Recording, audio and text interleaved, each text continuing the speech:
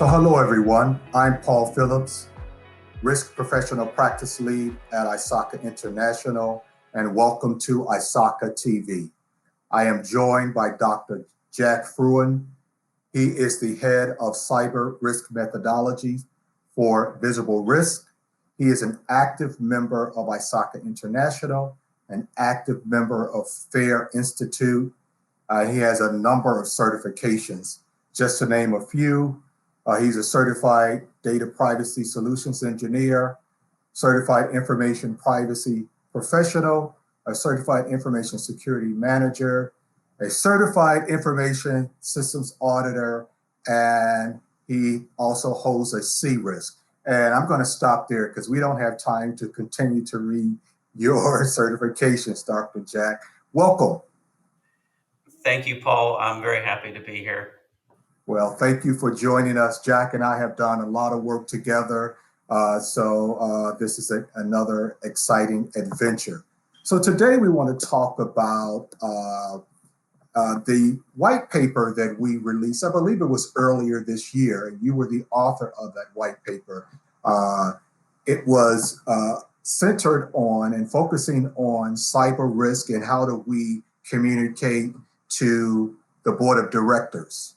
And it was a very insightful paper. So I just want to jump right in. I think this is a really significant paper, especially as we are in the midst of and coming out of, depending on how you look at it, the pandemic. And I believe, and I'm going to go off script right away, which is what I do. I believe that the digital transformation has been heightened. Is that your assessment as well?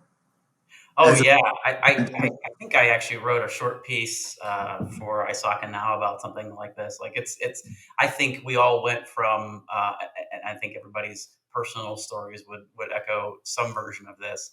We went from there's no way we could all possibly work from home at the same time to this is the only way we could possibly work together from now on, and it happened in a very short amount of time. So yeah, organizations that had business models that relied on physical artifacts and tokens were just crushed, and business models that had already invested heavily in digital transformation was a lot more capable and able to weather a lot of the things that happened in the pandemic. So yeah, I think you're right about that. I think we're all living in a mid or post digital transformation world now. So it's not so much anymore should you, but how are you doing it?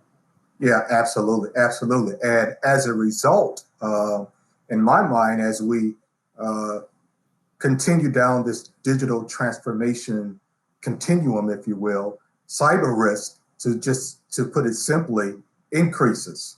So as a result, I believe this paper was really necessary. So that's really my first question to you. Why is it important to have a understanding of how we should communicate risk, especially cyber risk, to the board of directors? What's so important about that?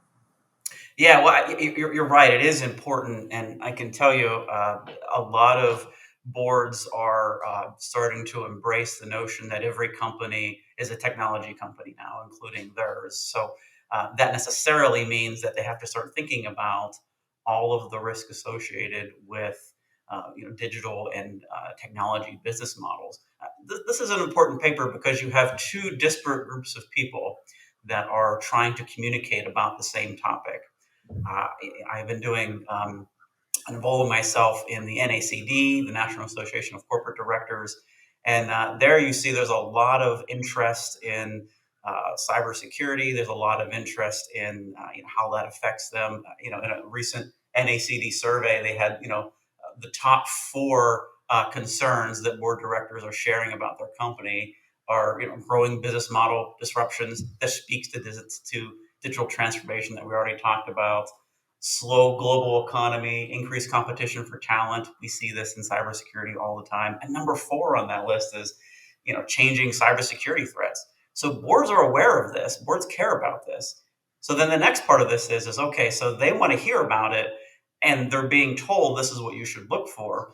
So what are we as cybersecurity and and risk professionals doing to meet those expectations. And that's one of the reasons why I thought this was an important paper to put together is it gives people an opportunity to understand a little bit better the concerns that board directors have, and then also, what's the day in the life of a board director like? How do they think about governance of an organization versus operations? And then what are they looking for in terms of operations? And how do you speak that language very well? I tried in a concise way to sort of tell a little bit of that story, and then also provide some information around how cybersecurity professionals and security organizations can think about organizing their reporting to make it much more consumable by board directors.